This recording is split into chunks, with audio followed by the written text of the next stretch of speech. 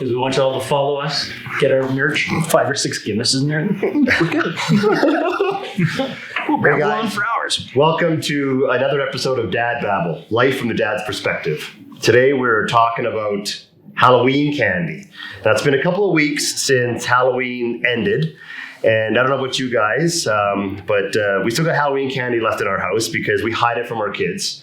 I'm not sure we actually purposely hide it from it. It was because they were going crazy, so we put it in the basement, and that's where it's been ever since. What do you do? What do you guys do with Halloween candy? Do you guys still have any left? Yeah, I mean, that's a big question. I mean, do you let them binge hardcore, or do you dole it out? We ration it. We give them a day, go to town, eat as much as you can, try not to puke, and then they get rationed out. They get a couple candies, just try not to puke, just try. One more.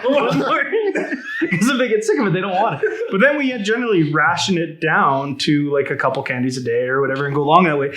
And it's worked well. We let them kind of have control, but they, which is nice, they end up actually forgetting about it and they stop going after the candy. So do they forget about it because they've gotten themselves sick? Or do they forget about it because you put it away? I would kind of like to say it's a little column A, column B. They've kind of had enough. And my oldest is really good with rules. She loves like a rule setter, right? So you say you can only have a couple.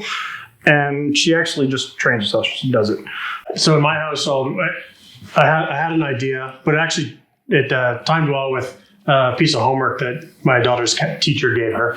She said she had to come home and count all of her candy into sets of 10 and then figure out how many sets of 10 that she has. And I thought, oh, this is perfect because I was about to do exactly the same thing.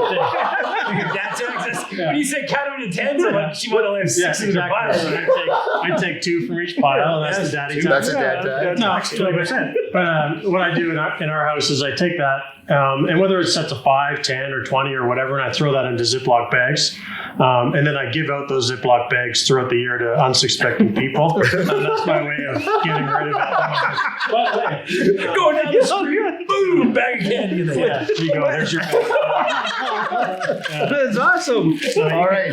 You can drop these little nuggets in the office. Taxes have been paid. Bring them to the park and give them to people that you see on the street. That's one way to get rid of If it. you want to send your candy to us, dadbabble.com. There's an email address there. You'll find it, right? Yeah. Kids, if you're watching, don't take kids candy from the street. Especially this guy. So in our house, I'm going to get in trouble with my wife on this one. Again. Yeah. Like, we have an unlimited supply. I think we have Halloween candy from last year. We have Easter candy from last year. Our kids don't eat a bunch of candy. Our kids don't ask us for candy. They catch me eating it and want some. And as long as I'm discreet about it, then they collect the candy and I eat it. So, We have candy left from last year then.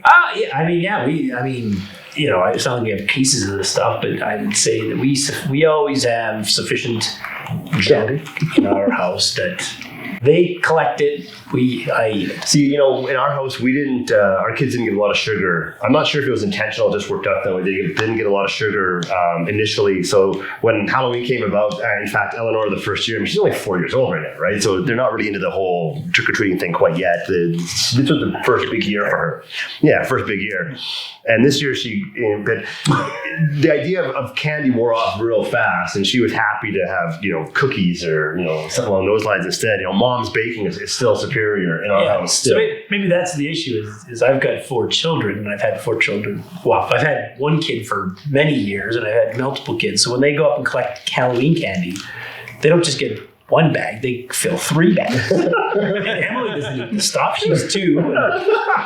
Jack doesn't eat the stuff. So Do you guys Yeah. do you guys actually eat any of the candy? I mean, I eat maybe there's 2 types of candy that I'll eat. I'm just I follow the put it away principle because I try to eat healthy and not eat sugar and not eat candy. And if it's sitting on a bowl on the counter, I'm going to eat it. That's why he's all about a beer. It's gone. Yeah, it's not out of my sight, and try to keep a nice healthy pantry.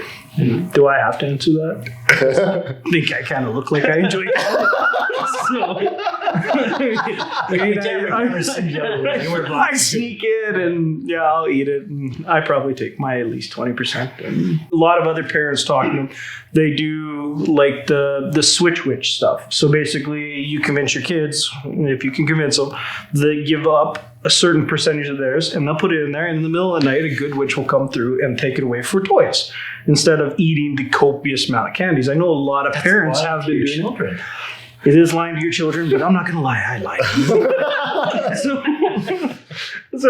But do you guys think that is a good way to get them off of candy, or is it just filling the house with more toys? I think that's a good way of teaching them that there's other ways to give things that you have that can benefit other people. Yeah. If you talk about that.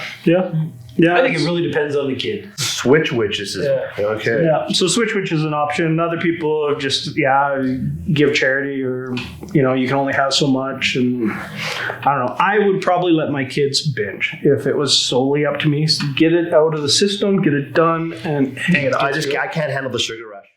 Thanks for watching. Hit subscribe, hit like. See you next time.